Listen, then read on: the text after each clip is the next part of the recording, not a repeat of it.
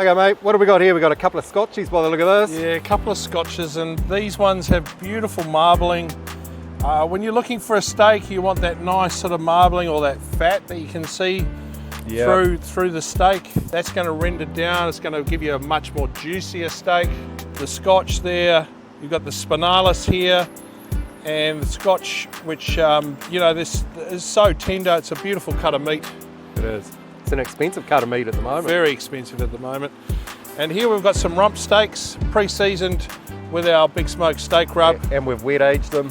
Wet aged, so these so wet age is where we vacuum pack them. They continue to break down in the vacuum pack, and it makes for a lot more tenderer steak. Beautiful steaks when you do that. So they sit around for about 3 weeks, tenderising away in the little vacuum pack. Yep.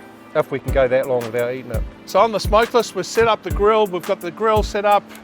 Again, we're using that sort of as a rough base, just holding that hand. We're count of about 3 there, which means it's quite warm. Yep. So we've got the grill down lower. We've got a good radiant heat coming from the fire, not too much fire. We don't want a big fire. Because the thing is, if your fire's too hot and you're putting a rub on it, all it's going to do is burn the rub, and it's going to have a bit of an acrid taste actually. Absolutely. So, should we get down to business, mate? What do we got here? We've got our burned at the steak rub. Yeah, definitely one of my favourites. It's a little bit chunkier than most other rubs out there. Yeah, but we're chunky too. We are chunky, yep. And you know, I kind of like that. Yeah, so I like that. That's what I love about you. Oh, this is the thing, mate. Quite often people do say, what do you want to ruin a good steak by putting a rub on it? Well, that's farmers. You put the right thing on it, and it takes a steak to a new level. Next level. And that's what we want, you know. We're not trying to hide the flavour of like the beef or the steak. We want to actually bring it up and enhance it. Whatever you put on a meat, you can't take away from the flavour of it. It's got to enhance it. So yeah, so once you've tried it, you'll never go back. That's right.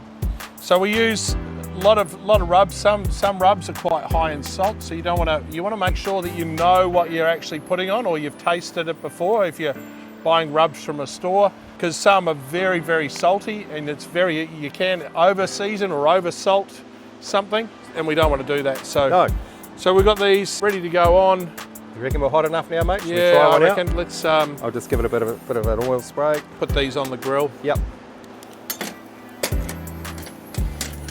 Remember the golden rule of tongs? Golden rule of barbecue: always click the tongs twice. You got somebody else, you can speak together in tongs. That's a dad joke of the afternoon. Yep. So Mike, tell us about like your method cooking steaks. Are you a man who just leaves it on one side, or you're a continuous flipper? I'm a continuous flipper. The reason I do that is because if you don't flip them, when the juice comes out, that's where you want to be flipping it before that happens. Otherwise, when they go to rest, there's nothing really to rest out because you've just cooked it all out. Yeah. And with steaks, you know, there's varying degrees of steaks. So, I mean, we are cooking to temperature. Again, with our trusty little infrared probe.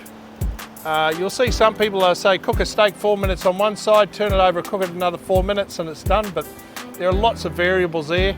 So what we're doing, we're cooking these steaks to around that medium rare, which is around that 140 Fahrenheit or around 60 Celsius internal temp. When we check the temperature, you should be able to feel them. Like if it still feels quite soft, you know, it's still going to be at least medium rare. For the people at home, if you want to make sure that stuff is always cooked to temperature, just an easy check. There we are. We're sitting quite low at the moment, but we want it to come up to that medium rare of around about that 140 Fahrenheit or 60 Celsius. The reason we don't have the steaks down there as well is we want that fat to caramelise on it. We don't want black tasting burnt fat either.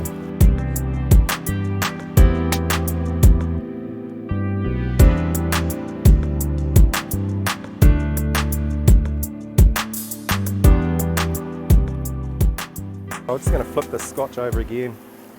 What's our temp, mate? Check that temperature. So we're about 110 Fahrenheit at the moment. So again, we're looking at about that 140 as that medium rare. Oh, we'll bring it off at about 130-ish. Because it's the thing with the high heat is the steaks will still keep cooking through. Absolutely. We've got that leg of lamb looking good up there. Yep, starting to get a bit of colour. Those steaks give that beautiful Maillard effect, as they call it, that caramelisation. Maillard effect. The Maillard effect that you only get from that real high heat, and that's what you want from from, you know, when you're cooking your steaks. That's where all that flavour is. This one's 120.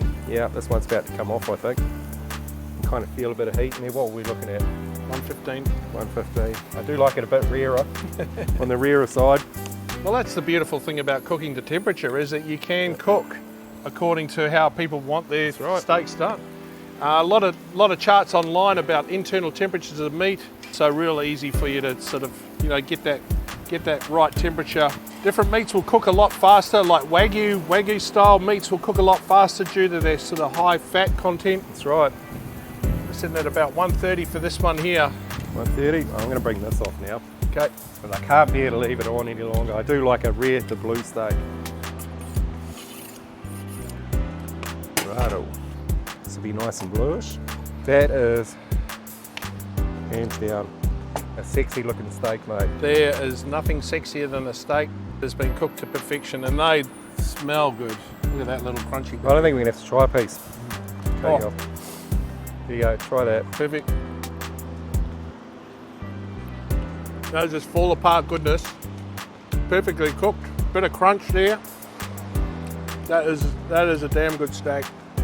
We're on for lunch today. And really on the smokeless, that was only 5-10 minutes really, eh? Yeah, it was nothing. Easy to do while you got people sitting around. And this is what happens if you're a serial flipper like me. The moisture stays in the steak. Should we try a piece of our wet aged rump? Oh, look at that. That is fall apart.